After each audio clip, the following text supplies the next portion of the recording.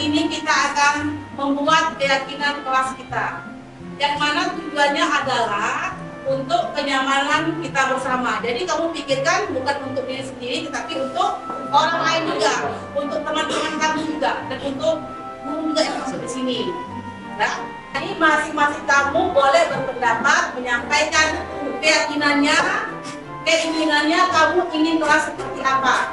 Poinnya apa? Keinginan kamu itu menjadi keinginan bersama kita juga, termasuk keinginan guru juga. Bisa? Bisa. Ya. Jadi kamu tuliskan di sini masing-masing kamu kelas impian kamu. Satu orang satu ya.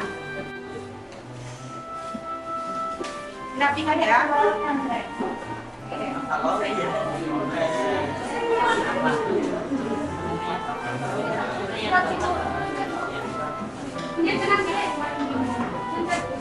Tangan tempelkan. Apa yang kamu tulis? Letakkan di depan.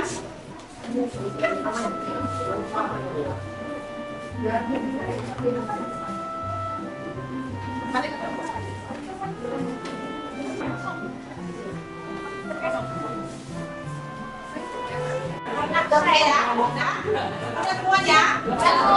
Nah, sekarang kita bahas satu-satu ya. Keyakinan yang sudah kamu buat, yang sudah kamu tulis ini, kita bahas satu nih. Aku baca ini dulu nih. Yang pertama, keyakinannya menghargai teman, jangan suka mengejek, mengolok-olok teman ataupun membuli. Siapa tadi yang mau begitu? Siapa yang punya nih? Menghargai teman, ya kan? Nah, coba nih. Coba kerja alasannya apa nih? Jadi kamu ingin kelas yang saling menghargai ya, kelas yang tidak mengejek kawan. Setuju apa semuanya nih? Setuju. Jenny, kelas yang aktif dan kreatif. Coba, ada yang sama? Aku lawan paling dulu. Kalian setuju kan nih? Untuk yang ini nih? Setuju. Semua kan itu aktif dan kreatif. Oke, silakan. Kemudian nih, nyatakan itu. Rasakan semuanya. Saya ingin kelas ini punya sifat yang solidaritas, supaya kelas ini punya kerjasama yang bagus agar bisa menaikkan derajat kelas ini menjadi yang terbaik. Luar biasa. Nah, sekarang pernyataan negatif ini kita jadikan pernyataan yang positif. Misalnya nih, tidak saling membenci, berarti antoninya apa? Saling menghargai. Berarti 10-3. Satu. Saling membantu. Kedua.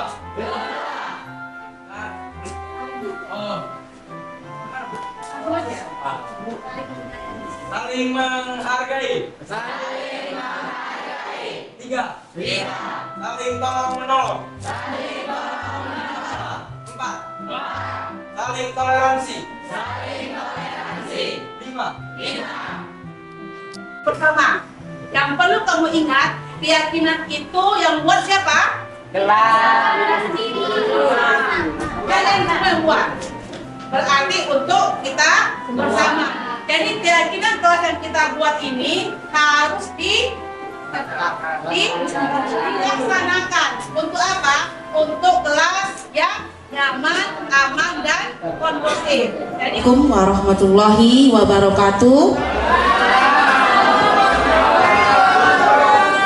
Langsung saja, pertama saya ucapkan terima kasih kepada Ibu Kepala Sekolah dan Bapak Ibu Guru yang telah bersedia mendengarkan penyampaian materi dari kami. Semoga apa yang kami sampaikan bermanfaat bagi kita semua. Lebih baik lagi.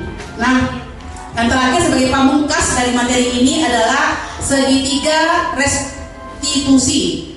Adalah suatu proses dialog yang dijalankan oleh guru agar dapat menghasilkan murid yang mandiri dan bertanggung jawab. Jadi segitiga restitusi ini dikembangkan oleh dosen, bagaimana dia menempatkan seorang guru sebagai manajer. Yang pertama, menstabilkan identitas. Saya kasih contoh, misalnya ada seorang anak yang baru-baru terjadi Bu Anum ya, di kelas 10-5 yang kehilangan iPhone-nya.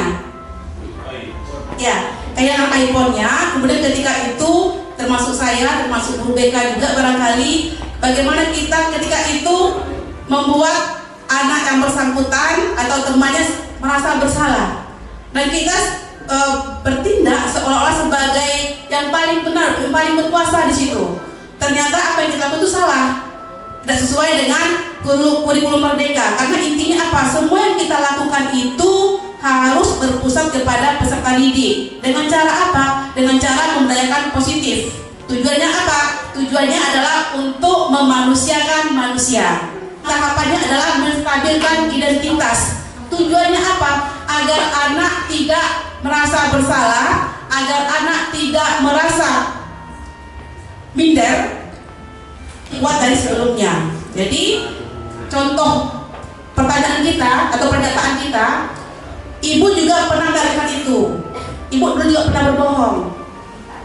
Jadi biar sama nih posisi kita dengan anak, bahwa berbuat itu hal yang biasa, manusiawi gitu. Kemudian bapak ibu tidak mau mencari siapa yang salah, tapi ibu ingin mencari solusi dari permasalahan ini. Ya bapak ibu ya. Jadi yang pertama, tindakan kita sebagai manajer, kita menstabilkan identitas anak, menguatkan mentalnya, agar ketika kembali ke kelompoknya, ke kelasnya, dia tidak merasa dipermalukan, tidak merasa rendah diri, atau tidak merasa bersalah selama-lamanya. Yang pertama. Yang kedua, kita validasi tindakan yang salah. Berdasarkan prinsip ini, setiap perilaku berupaya memenuhi suatu kebutuhan tertentu. Jadi, mengapa anak melakukan itu? Pasti ada tujuannya. Sesuai dengan teori kontrol tadi, bahwa apapun yang kita lakukan pasti ada tujuannya. Mengingat 5 kebutuhan dasar. Mungkin ingin dihargai, ingin diberi kebebasan dan sebagainya. Nah, bisa orang lihat gitu. Itu validasi tindakan yang salah. Yang ketiga apa? Menandakan keyakinan yang telah dibuat oleh Ibu Ella tadi, disampaikan oleh Ibu Ella.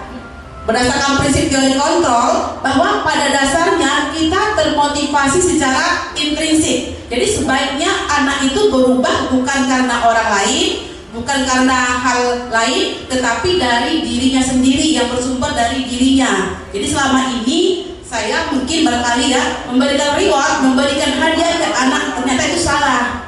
Nanti anak akan belajar, akan mengerjakan tugas dengan sebaik-baiknya karena motivasi dari hadiah itu atau dari reward itu. Ternyata itu salah.